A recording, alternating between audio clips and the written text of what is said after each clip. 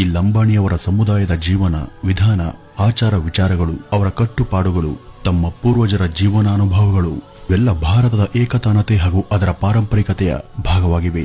ವಿಶೇಷವಾಗಿ ಈ ಲಂಬಾಣಿ ಸಮುದಾಯದವರು ತಮ್ಮ ಸಂಸ್ಕೃತಿಯನ್ನ ಕಾಪಾಡುವಂತ ಮಹೋನ್ನತ ಉದ್ದೇಶದಿಂದಾಗಿ ತಾಂಡಗಳನ್ನ ತಮ್ಮ ನಿವಾಸಗಳನ್ನಾಗಿ ಮಾಡಿಕೊಂಡು ಮುಂದುವರೆದ್ರು. ಲಂಬಾಣಿ ಅಥವಾ ಲಂಬಾಡಿ ಅನ್ನೋದೊಂದು ಭಾರತೀಯ ಪ್ರಾಚೀನ ಸಂಸ್ಕೃತಿ. ಅಡವಿಗಳಲ್ಲಿ ಪಶುಪಾಲನೆ ಹಾಗೂ ಪ್ರಾಣಿ ಸಾಕಾಣಿಕೆ ಇವರ ಜೀವನದ ಪ್ರಮುಖ ವಿಧಾನವಾಗಿದೆ. ಈ ತಾಂಡದವರು ತಮ್ಮ ತಾಂಡದ ನಾಯಕನಿಗೆ ಪ್ರತ್ಯೇಕ ಸ್ಥಾನಮಾನ ಹಾಗೂ ಗೌರವವನ್ನ ಕೊಡ್ತಾರೆ.